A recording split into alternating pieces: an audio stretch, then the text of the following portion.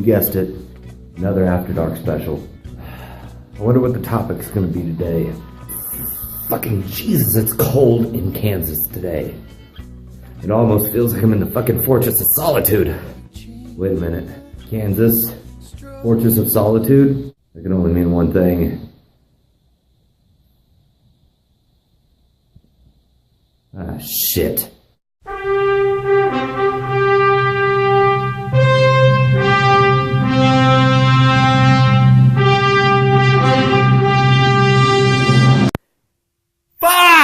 Probably think I'm going to be doing Man of Steel. No, I like the Man of Steel. Is it riddled with plot holes? Yes, but it is the first real Superman that we've had in over 30 years. I am going to be talking about that piece of shit, depressing monstrosity that is Superman Returns. Superman Returns stars Brandon Routh, Kate Bosworth, Kevin Spacey, and James Marsden.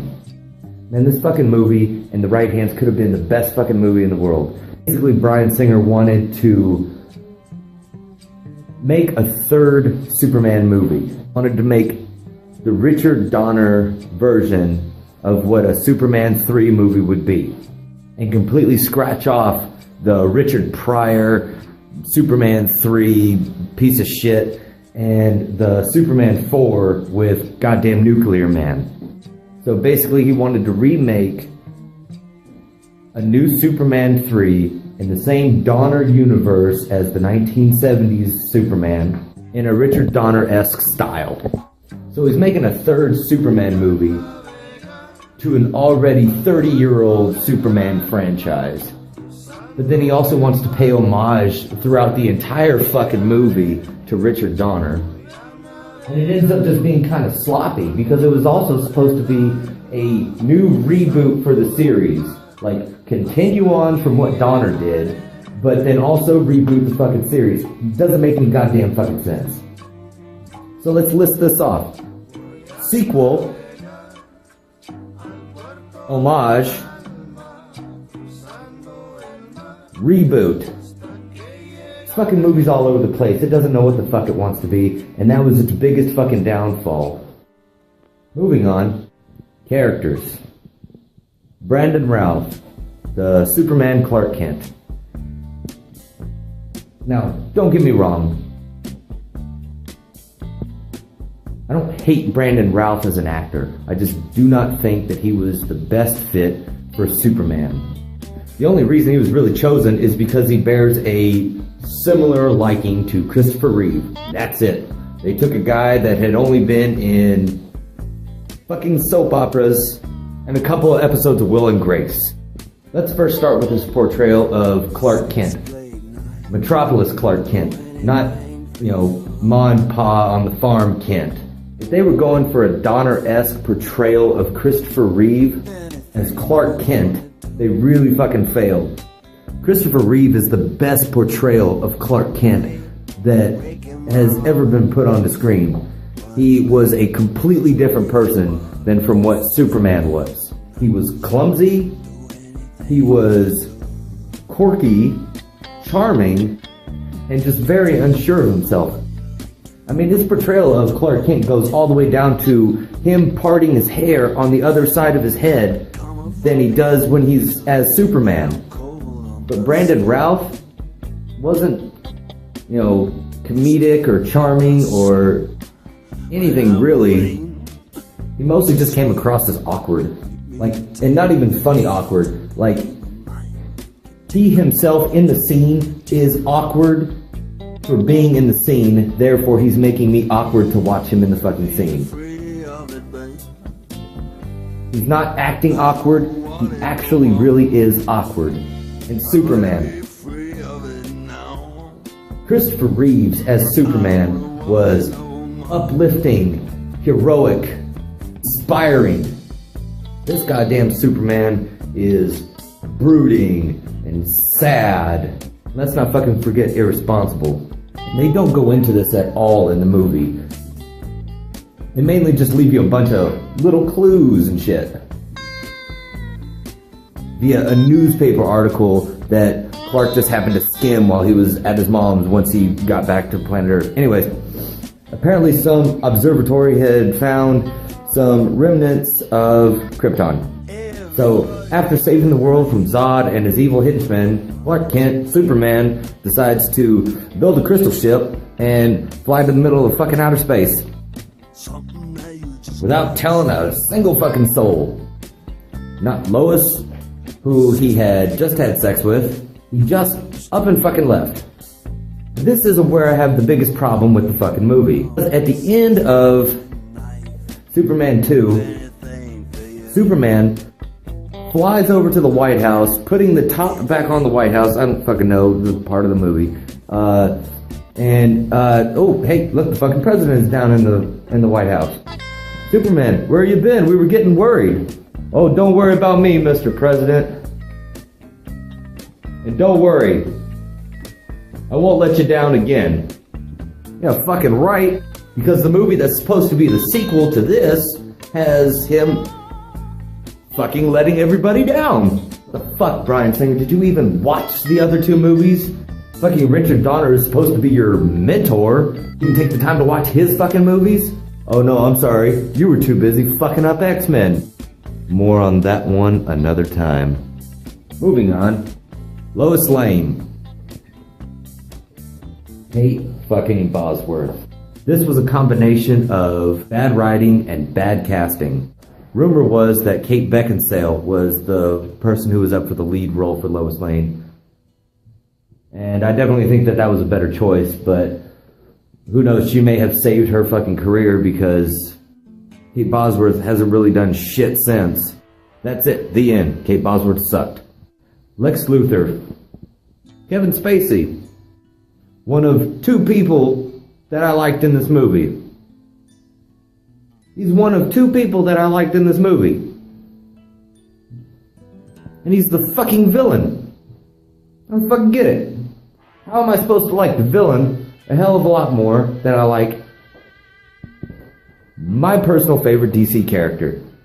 I mean, yeah, it's important to have a villain that you can relate to and like. It kind of goes against the point when I like him more than I like who the fuck is playing the superhero. So yeah, he was an asshole, and he was funny for some of the time.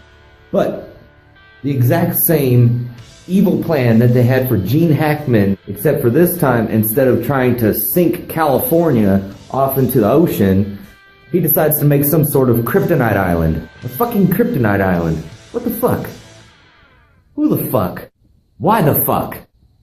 Moving on. Now here's the only other character that I liked in the movie. It was Lois Lane's fiancé, Richard, played by James Marsden. The movie, he's just one of the nicest dudes in the movie. It's actually kind of funny because the dude is kind of like Superman without his powers. In fact, he even does some thrilling heroics by being the first to save Lois and their son, or I should say Lois and Jason, seeing as how it's Superman's son, in the boat scene before the end of the movie.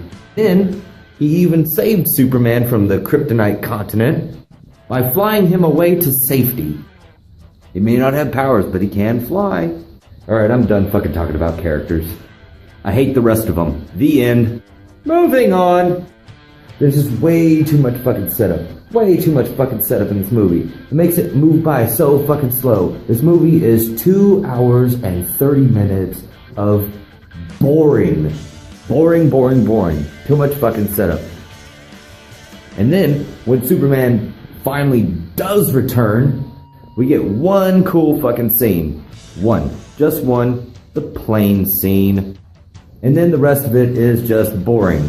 They're trying to set up some more, but they're just making it even more boring by trying to set up and failing and not even caring about it and just continuing on filming. It's got a brooding, sad tone, and it's fucking depressing. Again, I digress. Moving on, the suit. Oh my god, the fucking suit. The blue is good though. I like the blue. It was a really good fucking blue. Well, what the fuck is up with the red? It's not red. It's maroon. And the fucking yellow on the inside of the S, it was the yellow your pee is when you haven't had a whole lot of water to drink. And where the fuck is the S on the back of the cape?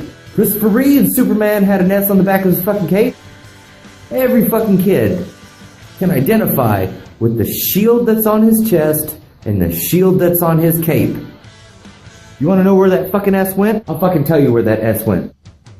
Bryan Singer felt that the S on the back of the cape was distracting to the audience. Oh, well, if Bryan Singer thinks it's gonna fucking distract me from fucking watching the movie, by all means, take away that shield. Oh, wait, no. You took away the S on the back of the cape, and it's still a shitty movie. I'd say he took it away. He took that S off the back of the cape, and he fucking put it everywhere else. He took the yellow S on the back of the cape, and he put it on the belt buckle. So now we have two Superman symbols up front.